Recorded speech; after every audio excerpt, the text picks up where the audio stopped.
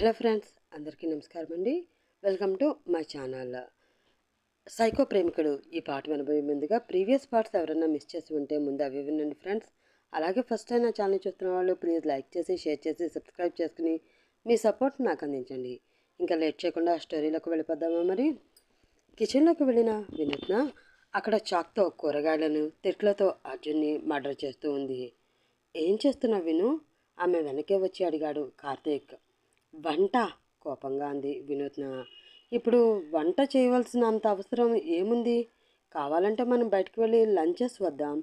ఎందుకు నువ్వు అనవసరంగా స్ట్రైన్ అవ్వడం అన్నాడు కార్తీక్. వంట తమరి కోసం కాదు మహాప్రభు, వచ్చాడు కదా నా పాలిట యముడు, లంచ్ తీసుకురమ్మని ఆర్డర్ వేసి వెళ్ళాడు కదా, తీసుకువెళ్ళకపోతే చంపుకు తింటాడు. వాడి కోసం చేస్తున్నా. అసలే ఆయన గారికి ఆకలి ఎక్కువ, అలాగే ఈగో కూడా. టైం దాటితే తినడు. కొంచెం నూనె ఎక్కువ అవ్వకూడదు, కారం ఎక్కువగా ఉన్నా పర్వాలేదు, ఉప్పు తక్కువగా ఉండాలి. వెజ్ ఐటమ్స్ ఎన్నున్నా సరే ఇష్టంగా తింటాడు. అదే నాన్ వెజ్ చేస్తే మసాలాలు ఎక్కువగా ఉన్నాయి అంటూ సరిగ్గా తిననే తినడు. వీడితో ఎలా ఏగాలో ఏంటో అంటూ తన దారుణలో తను మాట్లాడుకుంటూ వెళ్ళిపోతుంది వినూత్న.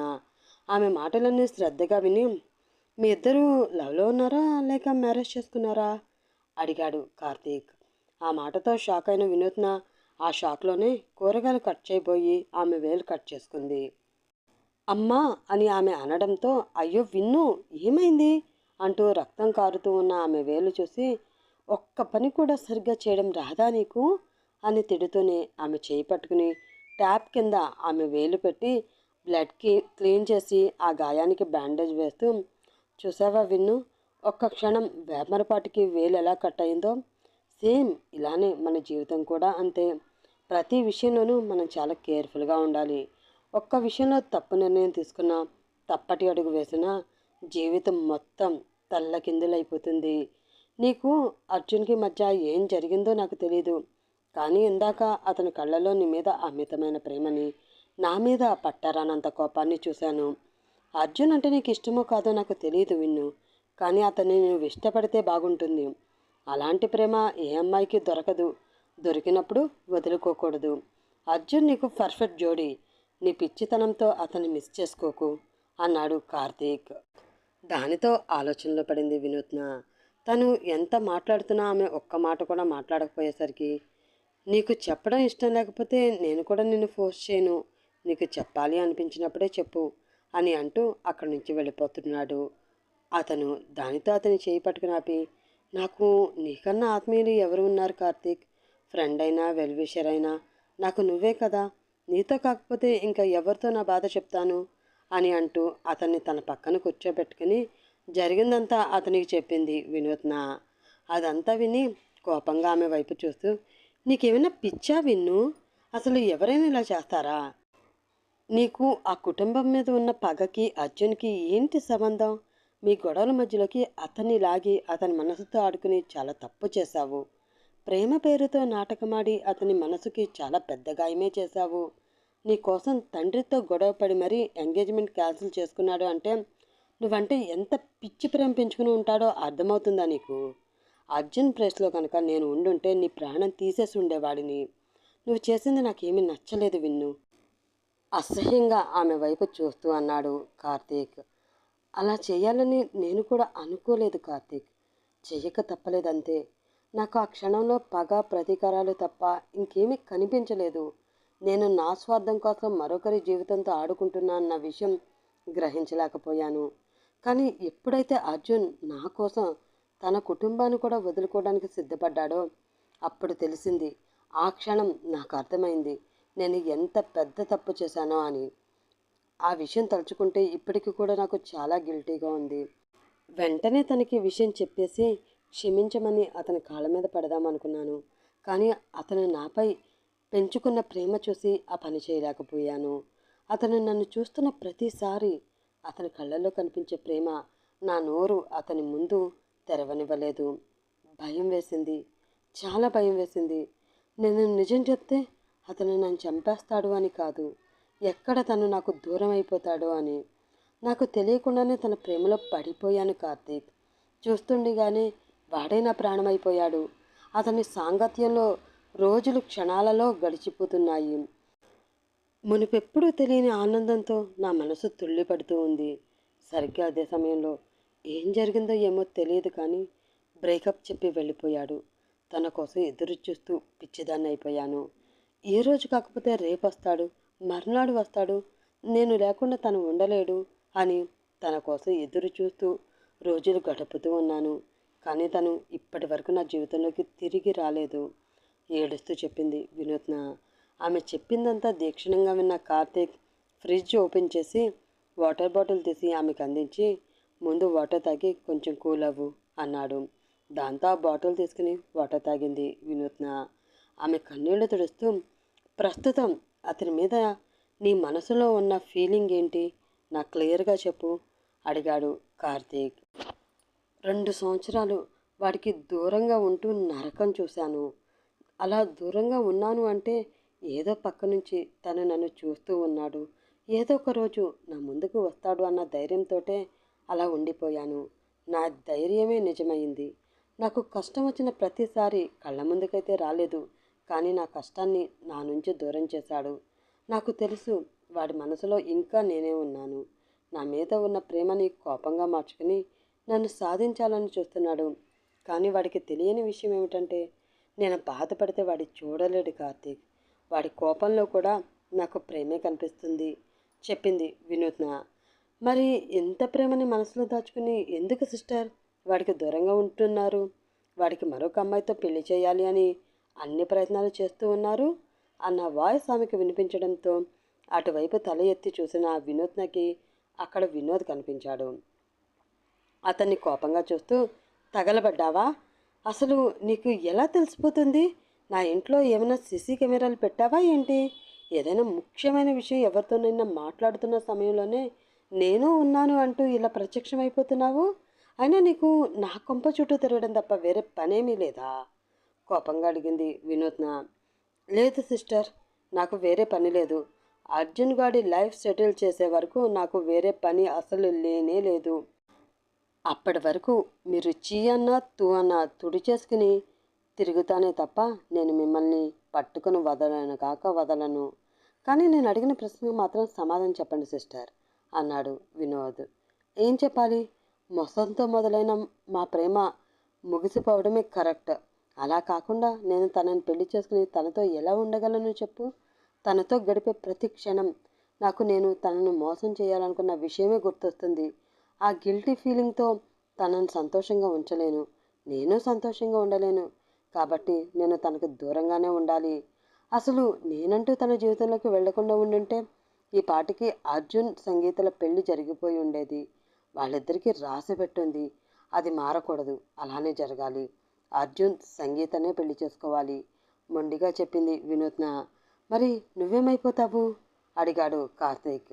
ఆ మాటకి బాధగా అతని వైపు చూసింది వినూత్న. చెప్పినంత తేలిక కాదు విన్ను. ప్రేమించిన వ్యక్తిని త్యాగం చేయడం. వాళ్ళిద్దరికీ రాసి పెట్టి ఉంది అని నువ్వెలా అనుకుంటున్నావు? ఏమో, మీ ఇద్దరికీ రాసి పెట్టడం వల్లే ఈ కథంతా జరిగిందేమో, ఎవరికి తెలుసు అడిగాడు కార్తీక్. మీరు నన్ను కన్విన్స్ చేయాలని చూడకండి. ఈ విషయంలో నా నిర్ణయం మారదు. మీరు కూడా ఎక్కువ ఆలోచించకుండా మీ పని మీరు చూసుకోండి. నేను వెళ్ళి వంట చేసుకోవాలి. లేదంటే ఆ రాక్షసుడు మళ్ళీ ఫ్లాట్కి వచ్చేసి నాకు చుక్కలు చూపిస్తాడు అనుకుంటూ కిచెన్లోకి వెళ్ళిపోయింది ఆమె. దానితో ఒకరి ముఖం ఒకరు చూసుకుని విరక్తిగా పెదవి విరిచారు వారిద్దరూ. అప్పుడే తూర్పు దిక్కున సూర్యుడు ఉదయిస్తూ ఉండగా తెల్లవారుతూ ఉంది. అది చూసి పక్షులు కేరింతలు కొడుతూ ఉండగా ఆ కేరింతలు విని బాల్కనీలోకి వచ్చి మంచుతో తడిచిపోయిన ఆ వాతావరణాన్ని ఆస్వాదిస్తుంది ఒక 25 సంవత్సరాల అమ్మాయి. అప్పుడే ఆమె వెనక నుంచి 2 బలమైన చేతులు ఆమె నడుముని గట్టిగా పట్టుకుని ఆమెని దగ్గరగా తీసుకుని హత్తుకున్నాయి. దాంతో దానితో చిన్నగా నవ్వుతూ, ఏంటి అప్పుడే మెలకు వచ్చేసిందా అని అడిగింది ఆ అమ్మాయి. నువ్వు పక్కన లేకపోతే నాకు నిద్ర ఎలా పడుతుంది బంగారం? నిన్ను గట్టిగా గుండెలకు హత్తుకుని పడుకుని ఉంటేనే కదా నాకు నిద్ర పట్టేది అని అంటూ ఆమె మెడవంపుల్లో తన తనని వార్చాడు అతను. ప్రేమగా అతని జుట్టులోకి తన వేళ్లను పోనించి, I love you so much Rishi. నిజంగా నీ ప్రేమను పొందడం నా అదృష్టం తెలుసా? నువ్వు నా ప్రేమని యాక్సెప్ట్ చేసి నన్ను నీ దాన్ని చేసుకుంటావని నేను అస్సలు అనుకోలేదు. I love you, I love you so much అంటూ చెప్పింది ప్రీతి. ఐ లవ్ యూ టూ ప్రీతి.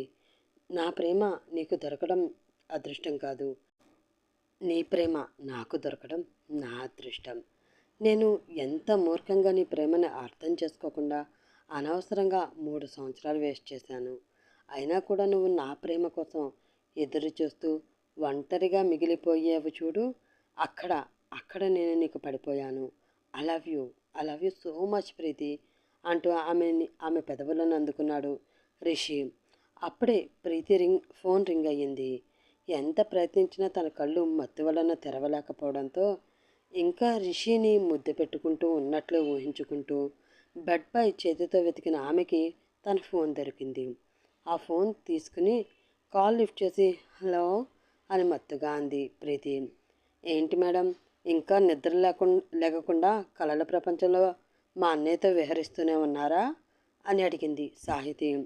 మీ అన్నయ్య చేసిన పనికి నాకు మిగిలింది కలలే కదా. వాడికి ఎప్పుడు నా ప్రేమ తెలుసుకుంటాడో, నేను కన్న కల ఎప్పుడు నిజమవుతుందో, వాడితో నేను ఇలా కలలో కాకుండా నిజ జీవితంలో ఎప్పుడు విహరిస్తూ ఉంటానో సాగదీస్తూ అంది ప్రీతి. అవి ఎప్పుడు జరుగుతాయో నాకు తెలియదు, కానీ నువ్వు వెంటనే బయలుదేరి మా ఇంటికి వస్తే మాత్రం నీ ప్రియుడి దర్శనం నీకు దొరుకుతుంది. దానికి నేను గ్యారంటీ ఇస్తాను అంది సాహితి. ఏంటి, నిజంగానా? రిషి వచ్చాడా అంటూ లేచి బెడ్పై కూర్చుంది ప్రీతి. నిజంగానే అన్నయ్య ఇంటికి వచ్చాడు.